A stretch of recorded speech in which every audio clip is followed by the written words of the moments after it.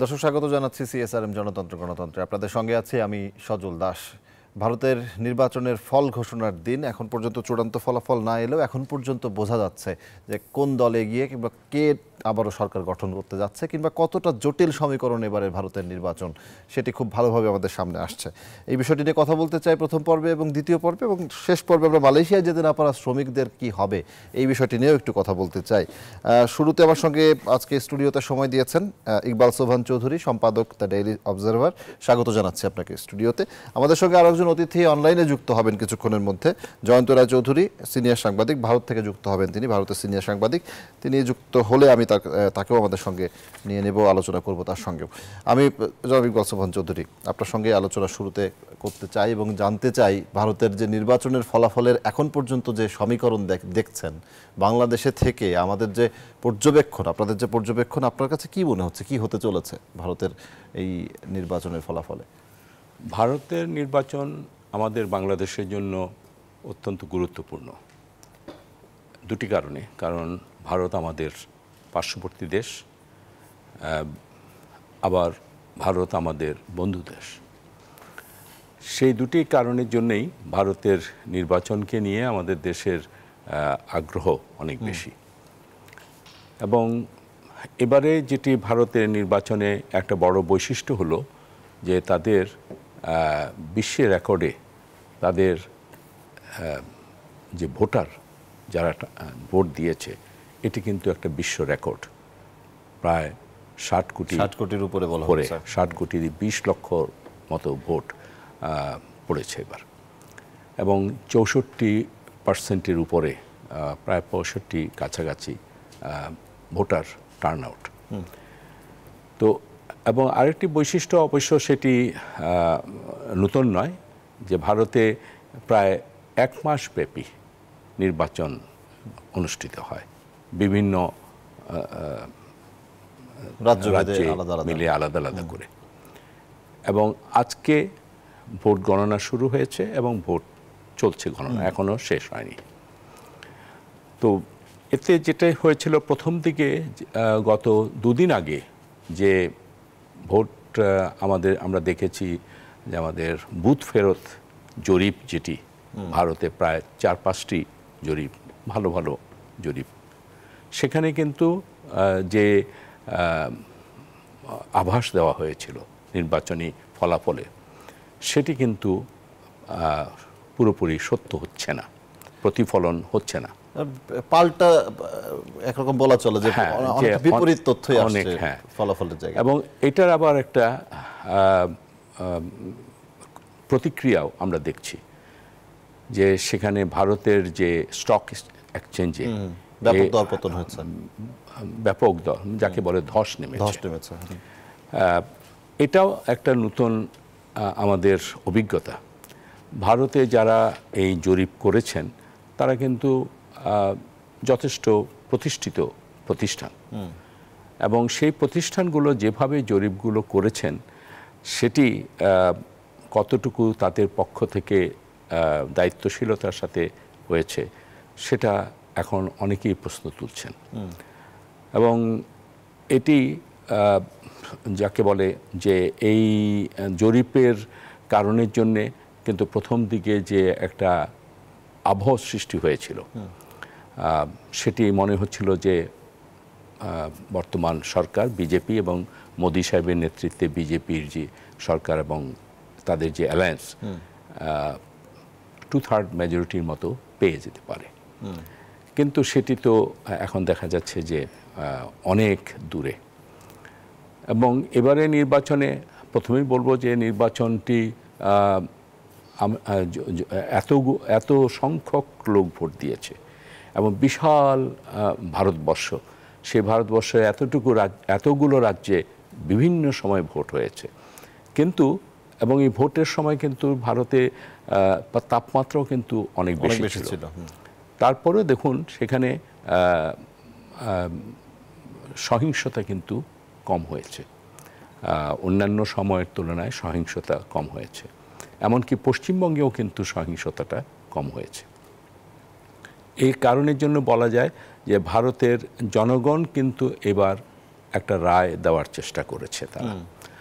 পরিবর্তন না আসলেও, সরকার পরিবর্তনে বড় ধরনের একটা রায় না হলেও একটা যে পরিবর্তন সে দেশের জনগণ চায় সেটি কিন্তু দেখা দিয়েছে। মানে একটা বার্তা দেয়া গেছে, বার্তা দিয়েছে ভোটাররা। এবং এখন যেটি হয়েছে যে বিজেপি, প্রধানমন্ত্রী নরেন্দ্র মোদী ইতিমধ্যেই ভারতবাসীর উদ্দেশ্যে তার ভাষণে তিনি বিজেপির বিজয় দাবি করেছেন এবং সরকার গঠন করবেন সেটিও তিনি বলেছেন। আচ্ছা, যেটি দেখা যাচ্ছে যে যেটি বুথ ফেরত জরিপের বিপরীত তথ্য, সেটা আমরা বলছিলাম যে বিজেপি দাবি করেছেন বিজয়ের, কিন্তু যে তথ্য এখন পর্যন্ত আসছে তাতে একটা সমীকরণ তৈরি হচ্ছে, একটা জটিল সমীকরণ, যেখানে ভারতের বিজেপির যে জোট এনডিএ, সেখান থেকে সরে আসা, সরে যাওয়া, এই ধরনের কিছু রাজনৈতিক বেশ খেলার ব্যাপারও আছে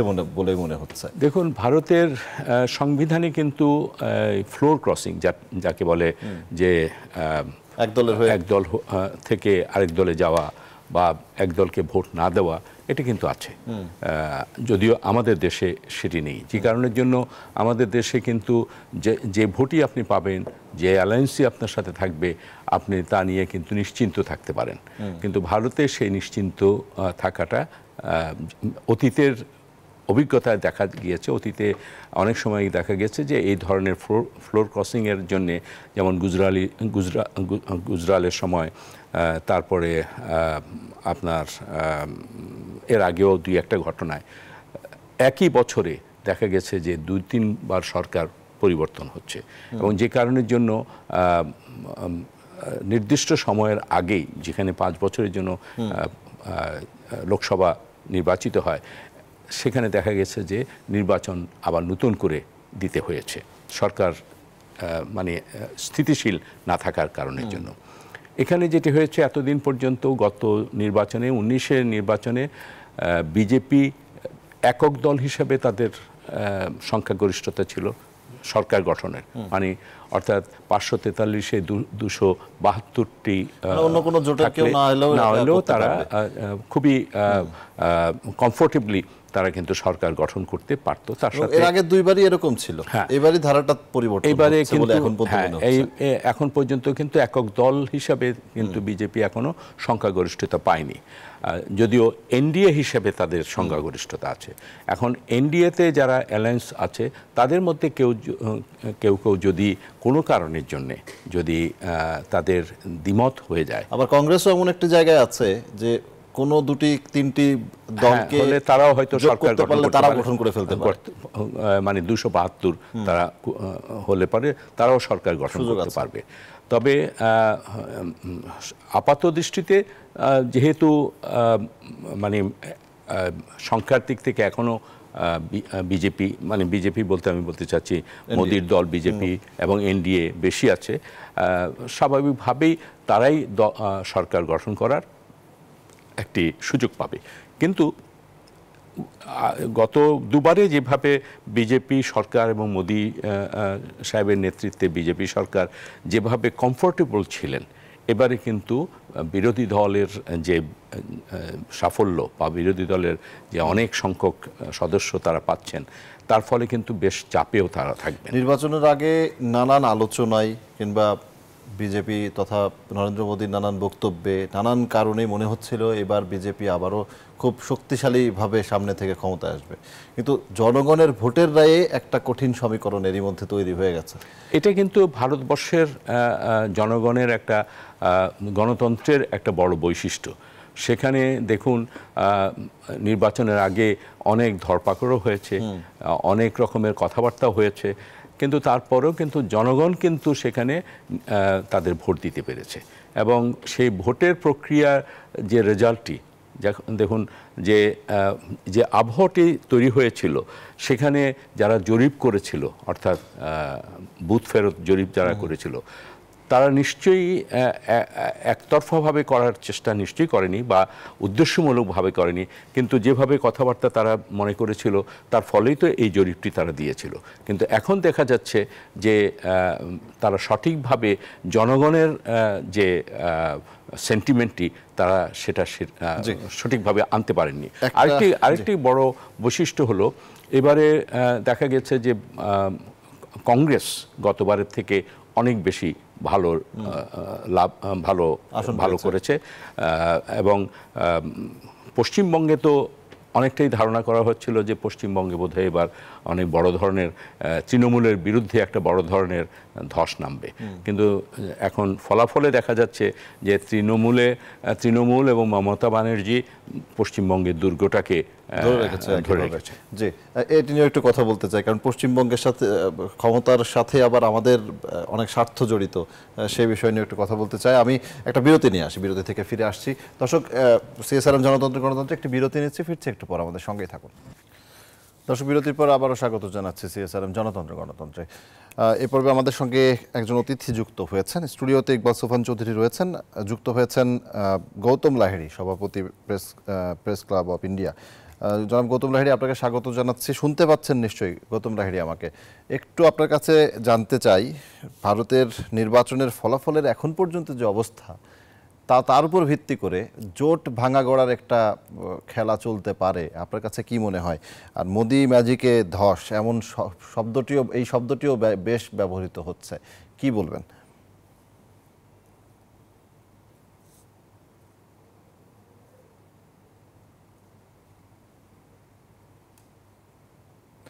আনমিউট করতে হবে।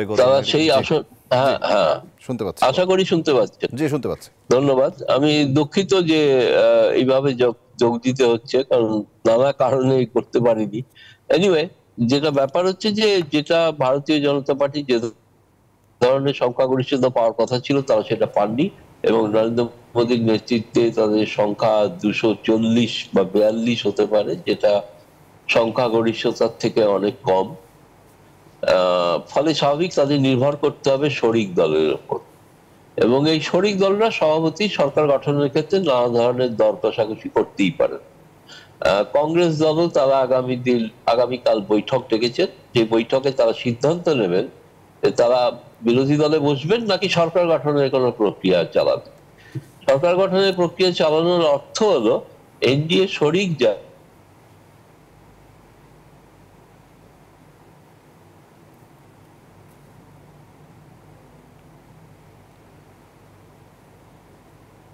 সংযুক্ত বিহারে, এই বিষয়টা একটা আকর্ষণীয় জায়গায় পৌঁছেছে। আমি প্রথম কথা বলবো, সার্বিকভাবে নিশ্চিতভাবে এটা বিজেপির পক্ষে বড় ধাক্কা, রাজনৈতিক ধাক্কা। বিজেপি যে আদর্শ নিয়ে প্রচার করেছিল সেই প্রচারে তারা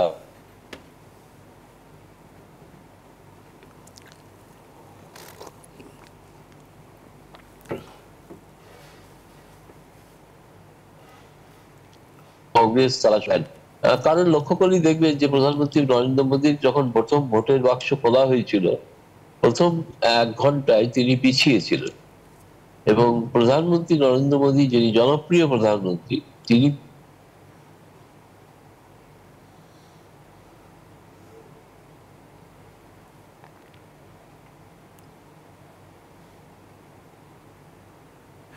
করেছেন থেকে বেরিয়ে যেতেছেন, এবং বিজেপির অন্য প্রার্থীরাও বেশি ভোটে জিতেছেন। এটা নিঃসন্দেহে তার পক্ষে একটা বড় নৈতিক ধাক্কা। দ্বিতীয়ত, এমনকি যে রাম মন্দির প্রতিষ্ঠিত হয়েছিল অযোধ্যায়, সেখানেও বিজেপির দেয়া প্রার্থী। যে আমি গৌতম লাহিড়ী, নেটওয়ার্কের সমস্যা হচ্ছে সম্ভবত, আমি পরবর্তীতে আপনার কাছে আসার চেষ্টা করব আরেকবার।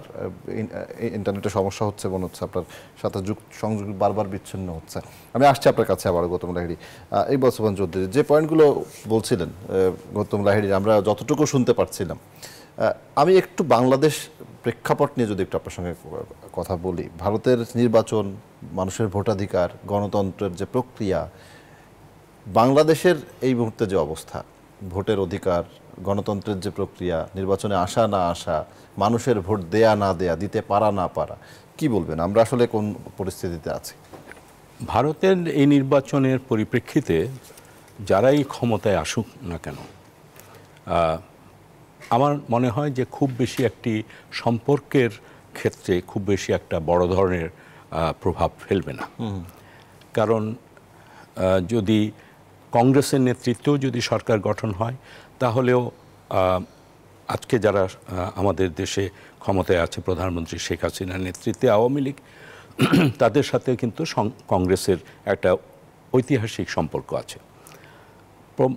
যখন প্রথম বিজেপি সরকার আসলো ক্ষমতায়, তখন অনেকের ধারণা ছিল যে বিজেপি সরকারের সাথে আওয়ামী লীগের সম্পর্ক তত মধুর নাও হতে পারে, কিন্তু পরবর্তীতে কালে দেখা গেল যে সেই সংখ্যা থাকেনি। বরং মোদি সাহেবের সাথে আমাদের প্রধানমন্ত্রী শেখ হাসিনার একটা ব্যক্তিগত সম্পর্ক তৈরি হয়েছে ইতিমধ্যে, এবং ভারতের সাথে সম্পর্কের উন্নয়নের দিক থেকেও বেশ কয়েকটি মাইলস্টোনও হয়েছে। যেমন ধরুন, আমাদের যে ছিটমহলগুলো ছিল, সেই ছিটমহলগুলো দীর্ঘদিন কিন্তু সেই অমীমাংসিত ছিল। আমাদের 74-এর যে বর্ডার চুক্তি, যেটি বাস্তবায়ন ইন্ডিয়ান লোকসভাতে সেটিকে ভেটিং দেওয়া না করার কারণের জন্য, কিন্তু মোদি সরকারের অধীনে কিন্তু সেটি বাস্তবায়িত হয়েছে এবং ভারতের পার্লামেন্টে সেটা কিন্তু এটা গেল সম্পর্কের জায়গাটি। আমি একটু গণতন্ত্র এবং ভোটাধিকার এই জায়গাটি নিয়ে একটু কথা বলতে চাই। গৌতম লাহিড়ীকে পেয়েছি আবার, একটু যেতে চাই আবারও। জনাব গৌতম লাহিড়ী, শুনতে পাচ্ছেন নিশ্চয়ই যে আপনি যেটি বলছিলেন, সংযোগটি বিচ্ছিন্ন হচ্ছিল বারবার।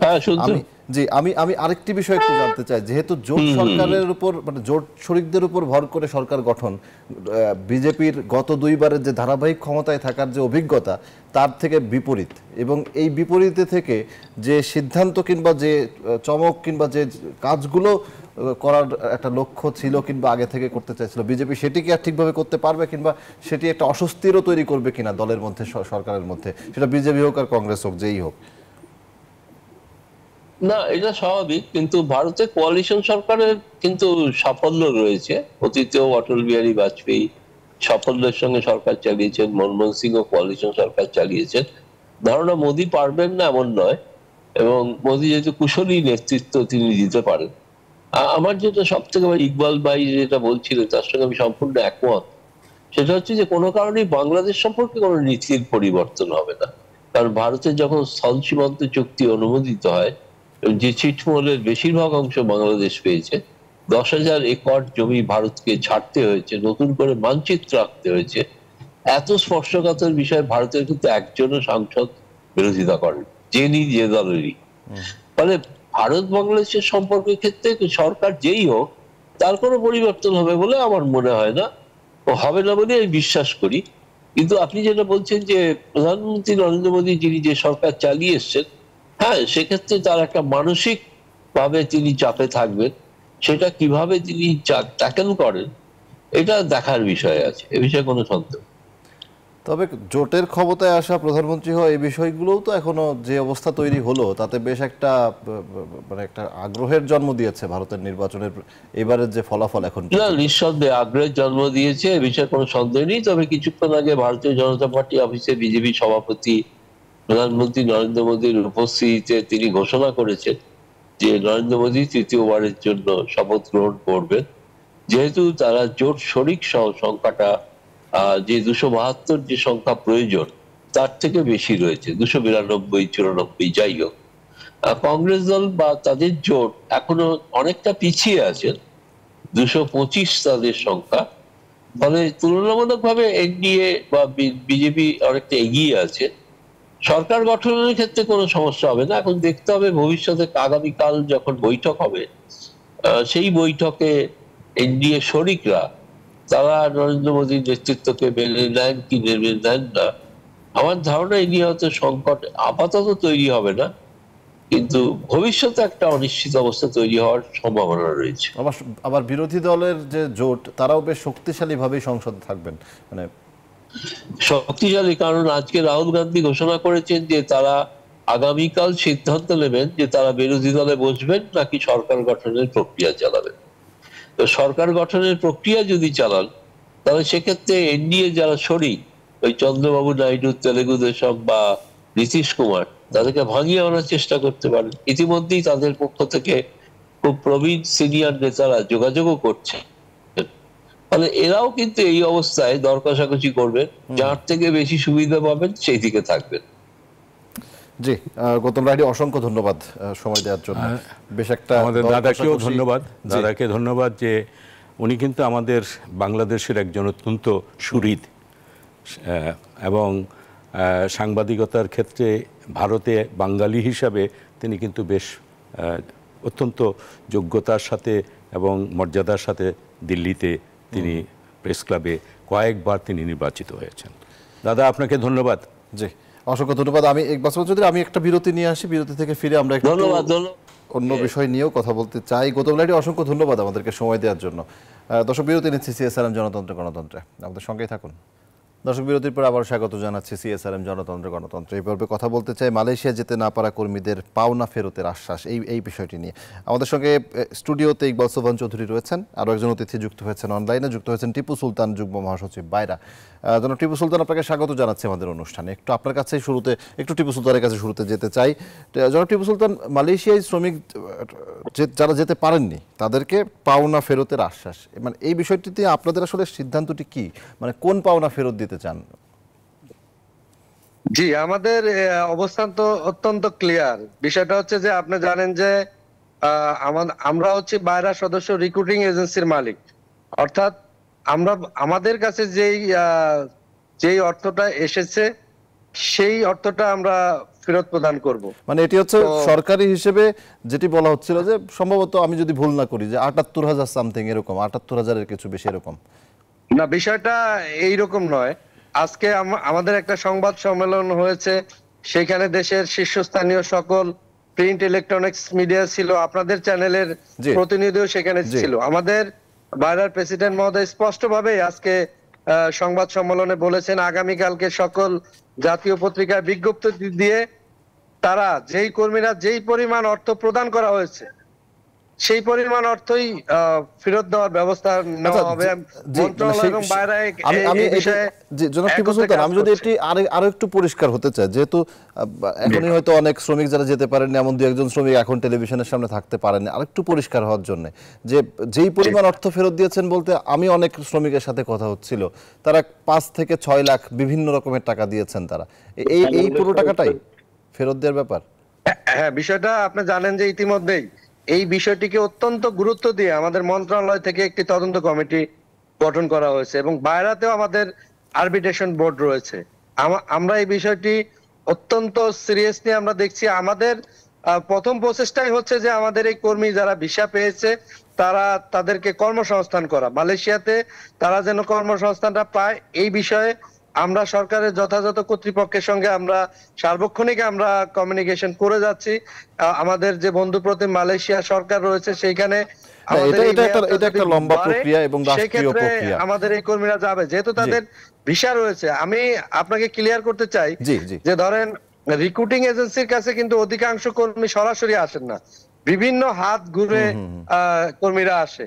আজকে আমাদের সরকারের পক্ষ থেকে আপনি জানেন যে ৭৯,৯০০ সামথিং টাকা এখানে একটা রেট নির্ধারণ করা হয়েছে, কিন্তু আপনার মিডিয়া সহ দেশের সকল শীর্ষস্থানীয় মিডিয়াতে আমি দেখেছেন যে আমি সেই বিষয়টি একটু পরিষ্কার হতে চাইছিলাম। একটা টিকিটের জি জনাব টিপু সুলতান, আমি ওই বিষয়টি পরিষ্কার হতে চাচ্ছিলাম যে সবশেষ আসলে কি। কিন্তু আমি আরেকটি প্রশ্ন একটু আপনার কাছে রাখতে চাই। অনেকে যারা যেতে পারেননি বিমানবন্দরে, এমন ৮-১০ জনের সাথে আমার কথা হয়েছিল এবং প্রত্যেকেরই হাতে টিকিট ছিল, এয়ার টিকিট, কিন্তু ফ্লাইট নাম্বার ছাড়া। সেখানে একটা ট্রাভেল এজেন্সির কাগজও ছিল হাতে। এই বিষয়গুলো নিয়ে না প্রত্যেকবারই একটা সিন্ডিকেট কথা আসে, এবং কেন এই সিন্ডিকেট আমরা ভাঙতে পারি না, কেন এই দালাল চক্র আমাদের সবসময় এই শ্রমবাজার বন্ধের পিছনে বড় ভূমিকা রাখে, এক্ষেত্রে বাইরা কি করছে, এটি যদি একটু বলেন। আপনাকে বলি, আপনার প্রথম প্রশ্নের উত্তরটা হচ্ছে যে যেই হাত ধরে ধরে তো কর্মীরা টাকা দিয়েছে, যাকেই দেখ, সেটা রিক্রুটিং এজেন্সির কাছে যে অর্থটা আসছে সেটা তো আমরা ফেরত দিব, যেহেতু সরকার এটার সঙ্গে সংশ্লিষ্ট, মন্ত্রণালয় সংশ্লিষ্ট। সুতরাং এই কর্মী ভাই যত হাতেই টাকা দেখ, তারা সেই টাকা ফেরত দিতে বাধ্য। বাইরে এই ব্যাপারে শক্ত পদক্ষেপ আমরা গ্রহণ করব, এটা হচ্ছে এক। দ্বিতীয় বিষয়, আপনি বলেছেন যে সিন্ডিকেট। এখন দেখেন যে আমাদের বর্তমান লাইসেন্স হচ্ছে 2500+ বাইরার মেম্বার। আমাদের সৌদি আরবে 50% লাইসেন্সও কিন্তু কর্মী পাঠাতে পারে না। আমাদের সিঙ্গাপুরে মাত্র কয়েকটি এজেন্সি কর্মী পাঠায়, কুয়েতে মাত্র কয়েকটি এজেন্সি কর্মী পাঠায়, জাপানে একটা অল্প সংখ্যায় তারা কর্মী পাঠায়, কোরিয়াতে অল্প সংখ্যায় কর্মী পাঠায়। তো বিষয়টা হচ্ছে যে বাংলাদেশের সকল রিক্রুটিং এজেন্সি কিন্তু সকল দেশে কর্মী পাঠাতে পারে না, বিভিন্ন প্রতিবন্ধকতা এখানে রয়েছে। আর আমরা সর্বসময়, আপনি হয়তো জেনে থাকবেন যে এই প্রথমে যখন 10 সিন্ডিকেট হয় মালয়েশিয়াতে, সেই 10 সিন্ডিকেটের বিরুদ্ধে মহামান্য উচ্চ আদালতে আমরা মামলা করেছিলাম এই 10 সিন্ডিকেটের বিরুদ্ধে। আর তখন মহামান্য উচ্চ আদালত থেকে যখন আমরা মামলা করলাম, তখন কিন্তু বিবাদী করা হয়েছে আমাদের মিনিস্ট্রিকে, আমাদের বিএমইটি-কে, বাইরাকে, সংশ্লিষ্ট অনেক কর্তৃপক্ষকে এখানে বিবাদী করা হয়েছিল। সেইখানে দুদকও সেখানে সংশ্লিষ্ট ছিল। দুদক এখানে সর্বশেষ তদন্ত করে বলেছে এখানে কোনো অনিয়ম হয়নি, কোনো ধরনের প্রবলেম হয়নি। মানে এই বিষয়টা আমি বললাম যে দুদকের ব্যাপারে বললেন যে সমস্যা হয়নি, অনিয়ম হয়নি, কোন অনিয়মের কথা বললেন? আমাদের অবস্থান অত্যন্ত ক্লিয়ার। মানে কোন অনিয়মটা, কোন সময়ের অনিয়মের কথাটা বললেন? যত দেশ রয়েছে সকল দেশেই আমরা সিন্ডিকেট মুক্তভাবে আমরা কর্মী প্রেরণ করতে চাই। এটা আমাদের মূল লক্ষ্য হচ্ছে শ্রমবাজার ঠিক রাখা, শ্রমিকদেরকে পাঠানো কিংবা রেমিটেন্স যোদ্ধাদের পাঠানো, রেমিটেন্স আনা, এটা হচ্ছে আমাদের মূল লক্ষ্য। টিপু সুলতান, আমি আসছি আপনার কাছে। ইকবাল সোবহান চৌধুরী কি বলবেন আসলে এই বিষয় নিয়ে? আমরা বারবারই দেখি এই একটা কিছু ঘটে, আমাদের একটা শ্রমবাজার বন্ধ হয় খোলার আগেই। বাইরার প্রতিনিধি বা সদস্য জনাব টিপু সুলতান সাহেব কাছ থেকে তো আমরা বাইরার অবস্থানটা শুনলাম। তারা আজকে প্রেস কনফারেন্স করেছে এবং আগামীকাল তাদের বক্তব্য তারা দেবে।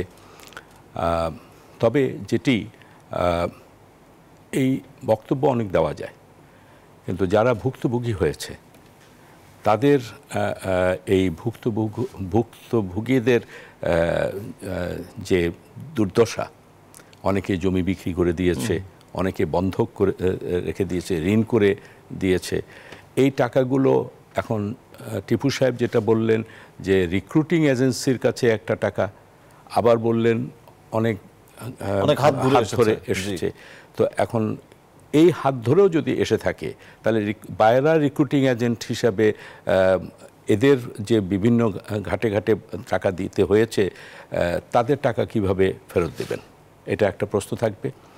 দ্বিতীয় প্রশ্ন হলো যে উনি যেটা বলেছেন যে সিন্ডিকেটের কথা, তো কিছুদিন আগে আমরা আমাদের মেজর যে মিডিয়াগুলোতে আমরা দেখেছি 20,000 কোটি টাকা পর্যন্ত একটা হিসাব দেওয়া হয়েছে যে এই সিন্ডিকেটগুলো এই ইয়েদেরকে মানে সুযোগ নিয়ে তারা করিয়েছে। আচ্ছা, আমি আপনার কাছে তাদের নামও কিছু দিয়েছে। আমি একেবারে শেষ দিকে রয়েছি, একটু আপনার কাছে একটা বিষয় একটু জানতে চাই। সেটি হচ্ছে যে এই যে শ্রমবাজার নিয়ে সিন্ডিকেশন, শ্রমবাজার নিয়ে এই ধরনের অনিয়ম কিংবা নানান ধরনের সমস্যার কারণে শ্রমিকরা যেতে পারে না, শ্রমবাজার বন্ধ হয়, এই ধরনের ঘটনাগুলো, কিংবা প্রশিক্ষিত শ্রমিক আমরা পাঠাই না, কম প্রশিক্ষিত শ্রমিক পাঠাই। সরকার এই জায়গাটিতে, একটা হচ্ছে গার্মেন্টস সেক্টর আর একটা হচ্ছে রেমিটেন্সের জায়গা, এই দুটো হচ্ছে আমাদের দেশের অন্যতম দুটো ভিত বলা চলে অর্থ আয়ের। এই শ্রমিকদের, এই রেমিটেন্স যোদ্ধাদের যে সমস্যাগুলি রয়েছে কিংবা এই শ্রমবাজারের যে সমস্যাগুলি রয়েছে, সেটি নিয়ে সরকার কতটা আন্তরিকভাবে নিজের জায়গা থেকে পদক্ষেপ নিয়েছে আপনার কাছে? একটি জায়গা এর আগে টিপু সাহেবও বলেছেন, এর আগে যখন এই সিন্ডিকেটের একটা ঘটনা ঘটেছিল, এটার পরিপ্রেক্ষিতে মালয়েশিয়াতে বন্ধ হয়ে গেল আমাদের শ্রমবাজার। সরকারের পক্ষ থেকে কিন্তু এবং মন্ত্রণালয়ের পক্ষ থেকে অনেক উদ্যোগ নিয়ে কূটনৈতিক আলোচনার মধ্য দিয়ে কিন্তু আবার এটা মুক্ত করা গেল। এবং এরপরে দুই দেশের আমাদের মন্ত্রণালয় তারা বসে একটা মানে ফিক্সও করলেন এত টাকা দিয়ে যেতে পারবে। কিন্তু এরপরেও আবার দেখলাম যে সেই ধরনের সিন্ডিকেট আবার তৈরি হয়েছে। এখন বাইরার পক্ষ থেকে এই সিন্ডিকেটের ব্যাপারে, কারণ বাইরা রিপ্রেজেন্ট করে সকল সদস্যকে, উনি বললেন 2500 সদস্যকে। তো এখানে যদি কেউ যদি বাইরার সুনাম যদি নষ্ট করে থাকে, তাদের নিজস্ব কর্মকাণ্ডের মধ্য দিয়ে, অনিয়মের মধ্য দিয়ে, দুর্নীতির মধ্য দিয়ে, যেটা মিডিয়াতে এসছে, এবং আমার মনে হয় যে দুদক আজকে অনেকের ব্যাপারেই তো খোঁজ নিচ্ছেন, আমরা দেখছি বাইরেরও করণীয় আছে। হ্যাঁ, আমার মনে হয় দুদক আজকে এই যে রিপোর্টগুলো মিডিয়াতে এসছে সেটার উপর ভিত্তি করে তাদের একটা মানে তদন্ত হওয়া উচিত। কারণ একদিকে আপনি বলেছেন যে এই লোকগুলো যে সাফার করছে, আরেকটি হলো এই লোকগুলোকে যারা সাফার করিয়েছে, আরেকটি হলো আমাদের শ্রমবাজারে এই দুর্নীতির কারণের জন্য, সিন্ডিকেটের কারণের জন্য শ্রমবাজারে যে আমাদের ক্ষতি হচ্ছে সেটি শেষ করতে চাই।